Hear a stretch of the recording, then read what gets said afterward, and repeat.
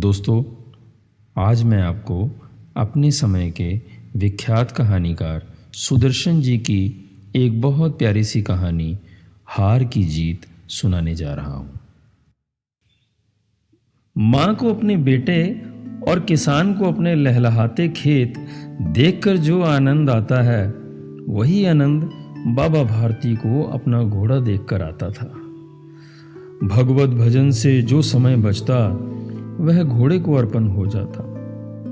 वह घोड़ा बड़ा सुंदर था, बड़ा बलवान। उसके जोड़ का घोड़ा सारे इलाके में न था। बाबा भारती उसे सुल्तान कहकर पुकारते, अपने हाथ से खरहरा करते, खुद दाना खिलाते और देख देख कर प्रसन्न होते थे। उन्होंने रुपया, माल, असबाब, जमीन आदि अपना सब कुछ छोड़ दिया था। यहाँ तक कि उन्हें नगर के जीवन से भी घृणा थी। अब गांव से बाहर एक छोटे से मंदिर में रहते और भगवान का भजन करते। मैं सुल्तान के बिना नहीं रह सकूंगा, उन्हें ऐसी भ्रांति सी हो गई थी। वे उसकी चाल पर लट्टू थे। कहते, ऐसे चलता है जैसे मोर घटा को देखकर नाच रहा हो। जब तक संध्या समय सुल्तान पर चढ़कर 8-10 मील का चक्कर ना लगा लेते, उन्हें चैन ना आता। खड़क सिंह उस इलाके का प्रसिद्ध डाकू था। लोग उसका नाम सुनकर कांपते थे। होते होते सुल्तान की कीर्ति उसके कानों तक भी पहुंची। उसका हृदय उसे देखने के लिए अधीर हो उठा और एक दिन दोपहर के समय बाबा भारती के पास पहुंचा और नमस्कार करके बैठ गया। बाबा भारती ने पूछा, खड़क सिंह, क्या हाल है? खड़क सिंह ने सिर झुकाकर उत्तर दिया, आपकी दया है। कहो, इधर कैसे आ गए? सुल्तान की चाह खींच लाई। विचित्र जानवर है, देखोगे तो प्रसन्न हो जाओगे। मैंने भी बड़ी प्रशंसा सुनी है, खड़क सिंह ने कहा। उसकी चाल तुम्हारा मन मोह लेगी। हाँ, कहते हैं देखने में भी बहुत सुंदर है। क्या कहना, जो उसे एक बार देख लेता है, उसके हृदय पर उसकी छवि अंकित हो जाती है। बहुत दिनों से अभिलाषा थी, आज उपस्थित हो सका हूं, खड़क सिंह ने कहा। और बाबा भारती और खड़क सिंह अस्तबल में पहुंचे। बाबा ने घोड़ा दिखाया घमंड से। खड़क सिंह ने देखा आश्चर्य से।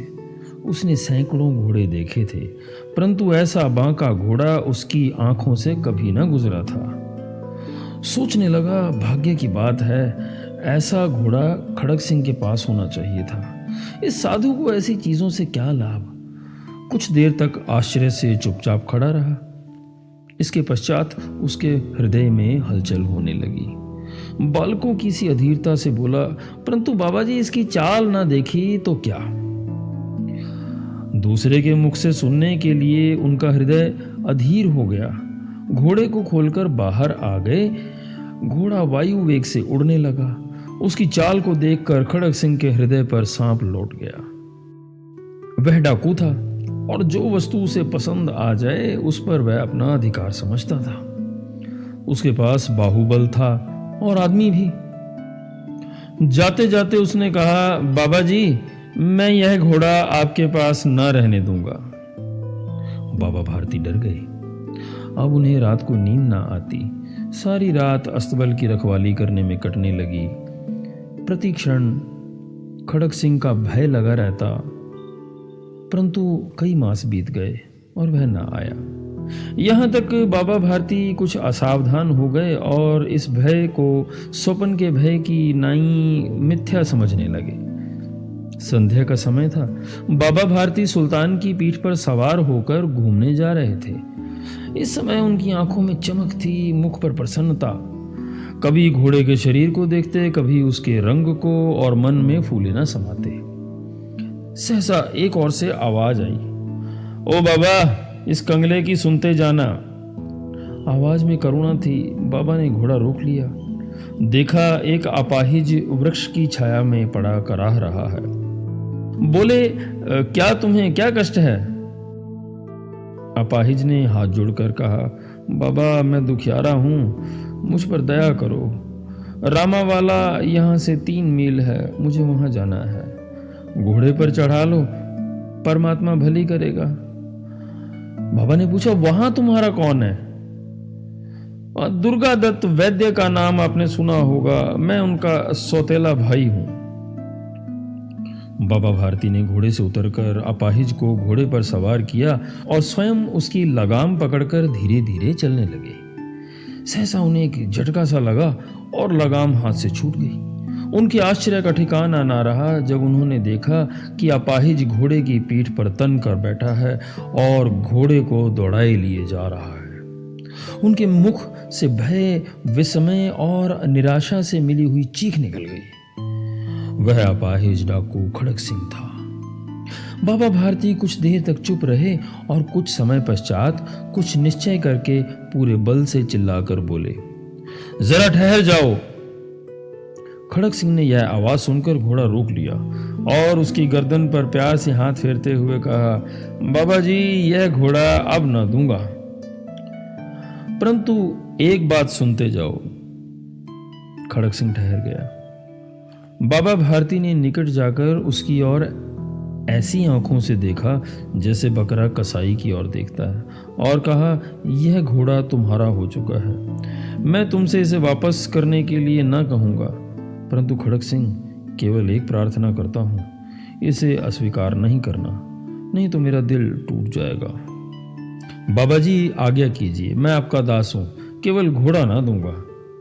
अब घोड़े का नाम ना लो, मैं तुमसे इस विषय में कुछ ना कहूँगा। मेरी प्रार्थना केवल यह है कि इस घटना को किसी के सामने प्रकट मत करना। खड़क सिंह का मुंह आश्चर्य से खुला रह गया। उसका विचार था कि उसे घोड़े को लेकर यहां से भागना पड़ेगा, परंतु बाबा भारती ने स्वयं उसे कहा कि इस घटना को किसी के सामने प्रकट ना करना। इससे क्या प्रयोजन सिद्ध हो सकता है? खड़क सिंह ने बहुत सोचा, बहुत सिर मारा, परंतु कुछ समझ ना सका। हार कर उसने अपनी आंखें बाबा भारती के मुख पर गड़ा दी और पूछा, बाबा जी, इसमें आपको क्या डर है? सुनकर बाबा भारती ने उत्तर दिया, लोगों को यदि इस घटना का पता चला तो वे दीन दुखियों पर विश्वास न करेंगे। यह कहते कहते उन्होंने सुल्तान की ओर से इस तरह मुंह मोड़ लिया जैसे उनका उससे कभी कोई संबंध ही नहीं रहा हो। बाबा भारती चले गए, परंतु उनके शब्द खड़क सिंह के कानों में उसी प्रकार गूंजते रहे। सोचता था, कैसे ऊंचे विचार हैं, कैसा पवित्र भाव है। उन्हें इस घोड़े से प्रेम था। इसे देखकर उनका मुख फूल की नाई खिल जाता था। कहते थे, इसके बिना मैं रह न सकूंगा। इसकी रखवाली में वे कई रात सोए नहीं, भजन भक्ति ना कर रखवाली करते रहे, परंतु आज उनके मुख पर दुख की रेखा तक दिखाई न पड़ती थी। उन्हें केवल यह ख्याल था कि कहीं लोग दीन दुखियों पर विश्वास करना ना छोड़ दें। ऐसा मनुष्य नहीं, देवता है। रात्रि के अंधकार में खड़क सिंह बाबा भारती के मंदिर पहुंचा। चारों ओर सन्नाटा था। आकाश में तारे टिमटिमा रहे थे। थोड़ी दूर पर गांव के कुत्ते भौंक रहे थे। मंदिर के अंदर कोई शब्द सुनाई न देता था। खड़क सिंह सुल्तान की बाग पकड़े हुए था। वह धीरे धीरे अस्पताल के फाटक पर पहुंचा। फाटक खुला पड़ा था। किसी समय वहां बाबा भारती स्वयं लाठी लेकर पहरा देते थे, परंतु आज उन्हें किसी चोरी, किसी डाके का भय ना था। खड़क सिंह ने आगे बढ़कर सुल्तान को उसके स्थान पर बांध दिया और बाहर निकलकर सावधानी से फाटक बंद कर दिया। इस समय उसकी आंखों में नेकी के आंसू थे। रात्रि का तीसरा पहर बीत चुका था। चौथा पहर आरंभ होते ही बाबा भारती ने अपनी कुटिया से बाहर निकल ठंडे जल से स्नान किया। उसके पश्चात इस प्रकार जैसे कोई स्वप्न में चल रहा हो, उनके पांव अस्तबल की ओर बढ़े, परंतु फाटक पर पहुंचकर उनको अपनी भूल प्रतीत हुई। साथ ही घोर निराशा ने पांवों को मन भर का भारी बना दिया। वे वहीं रुक गए। घोड़े ने अपने स्वामी के पांवों की चाप को पहचान लिया और जोर से हिनहिनाया। अब बाबा भारती आश्चर्य और प्रसन्नता से दौड़ते हुए अंदर घुसे और अपने प्यारे घोड़े के गले से लिपटकर इस प्रकार रोने लगे मानो कोई पिता बहुत दिन से बिछड़े अपने पुत्र से मिल रहा हो। बार बार उसकी पीठ पर हाथ फेरते, बार बार उसके मुंह पर थपकियां देते।